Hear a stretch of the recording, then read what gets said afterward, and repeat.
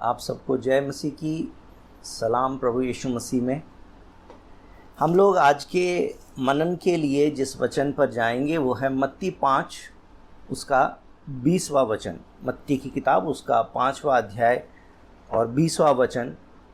और इस प्रकार से लिखा हुआ है, क्योंकि मैं तुमसे कहता हूँ कि यदि तुम्हारी धार्मिकता शास्त्रियों और फरीसियों की धार्मिकता से बढ़कर ना हो तो तुम स्वर्ग के राज्य में कभी प्रवेश करने ना पाओगे।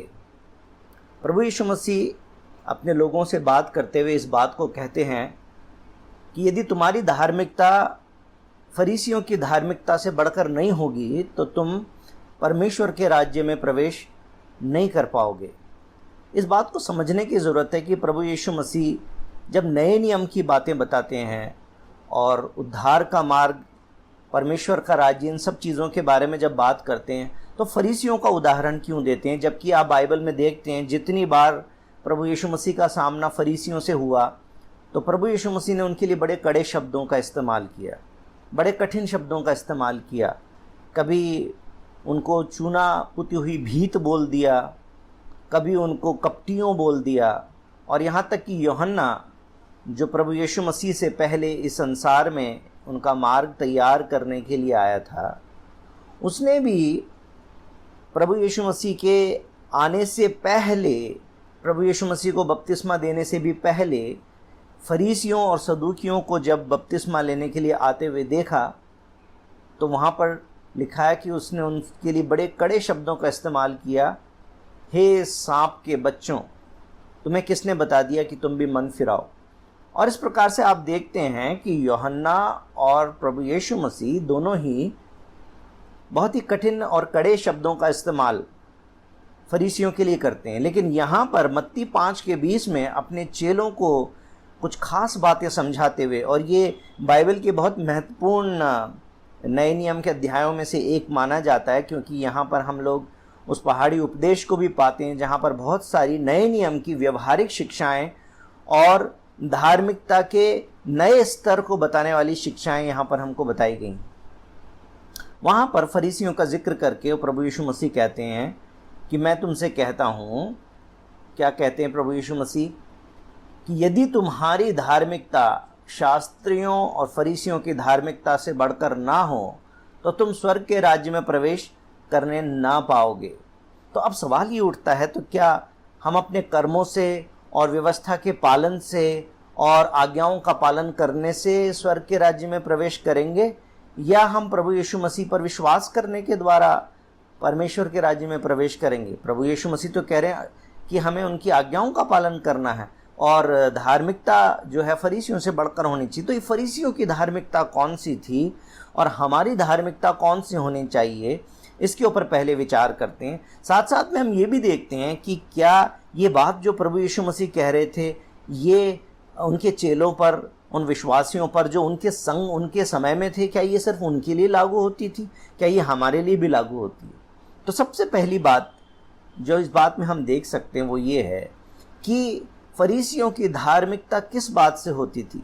फरीसियों की धार्मिकता इस बात से होती थी कि व्यवस्था में जो बातें लिखी हुई थीं उन्होंने उनको याद कर लिया था, वो उन्हें कंठस्थ थी।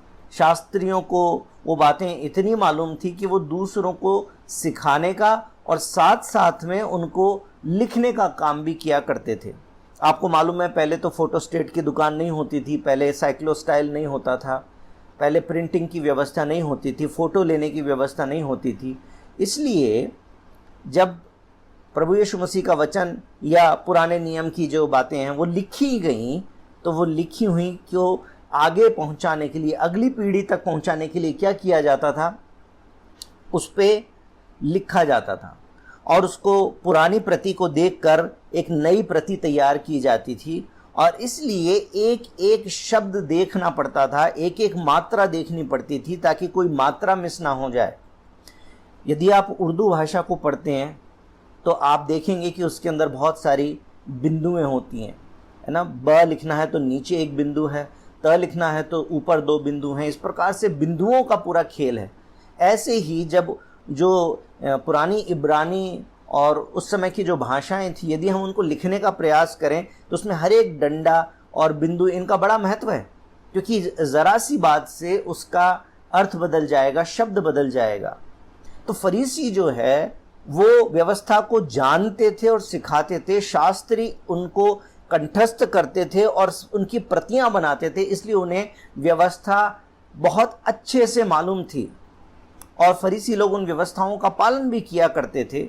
यदि प्रार्थना करनी है तो चौराहे पे खड़े होकर भी प्रार्थना किया करते थे और सबको दिखाई देते थे कि वो प्रार्थना करते हैं। वो मंदिर में जाकर दान चढ़ाया करते थे, बलिदान चढ़ाया करते थे। लेकिन इसका मतलब क्या उनकी धार्मिकता खराब थी? उनकी धार्मिकता में क्या खराबी थी कि उससे बढ़कर हमारी धार्मिकता होनी चाहिए? वो कारण ये है कि पुराने नियम की धार्मिकता उनके कर्मों में थी। वो जब किसी पाप को कर बैठते थे तो उस पाप के बदले में उन्हें एक बलिदान चढ़ाना पड़ता था, और क्योंकि उनके पास में कबूतर और भेड़ और बकरियां बहुत सारी थीं तो उनके लिए आसान था इस बात को करना कि वो कभी भी कोई भी पाप कर दें तो बस जाएं और एक कबूतर चढ़ा दें, एक भेड़ चढ़ा दें, एक कलोड़ चढ़ा दें। उनकी जो धार्मिकता थी वो उनके शरीर की धार्मिकता बन गई थी, और इसलिए उनके पाप जो है वो लहू के द्वारा, जानवर के लहू के द्वारा सिर्फ ढांप दिए जाते थे। उनके पाप क्षमा नहीं होते थे, उनके पाप ढांप दिए जाते थे। तो उनकी जो व्यवस्था है वो शरीर की व्यवस्था थी। मैं इस बात से आपको बिल्कुल भी विचलित नहीं करना चाहता हूँ, आप ये ना समझें कि पुराने नियम का कोई महत्व नहीं है। पुराने नियम का महत्व है, लेकिन पुराने नियम की व्यवस्था को फरीसी लोग अपनी आज्ञाकारिता से पूरा नहीं कर सकते थे, वो उसमें फेल हो जाते थे। उस धार्मिकता को किसने पूरा किया?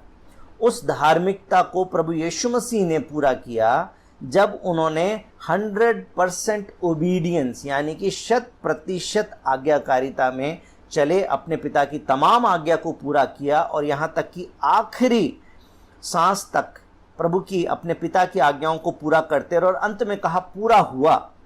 उन्होंने क्रूस पर अपने काम को पूरा कर दिया और उस आज्ञाकारिता की आवश्यकता को पूरा कर दिया। तो फरीसियों की जो धार्मिकता थी उनके शरीर के कामों के द्वारा थी। दूसरी, वो अंडर प्रेशर थी, क्योंकि व्यवस्था के अंदर उनको डर लगता था कि परमेश्वर उनका नाश करेगा, उनकी जो संसारिक आशीषें वो छिन जाएंगी। इसलिए, और इसीलिए आप देखते हैं कि लूका 7:30 में जाके अगर आप पढ़ें तो वहाँ पर आप देखेंगे कि हर प्रकार के लोग, पापी लोग, चुंगी लेने वाले लोग और सब प्रकार के साधारण लोग जो हैं वो बपतिस्मा ले रहे थे, मन फिरा रहे थे, परंतु फरीसियों ने मन नहीं फिराया। उस समय उन्होंने बपतिस्मा नहीं लिया, जबकि यूहन्ना दे रहा था तो लेने के लिए आ गए थे, लेकिन प्रभु यीशु मसीह और उनके चेले दे रहे थे तो अब उन्होंने नहीं लिया। कारण क्या है?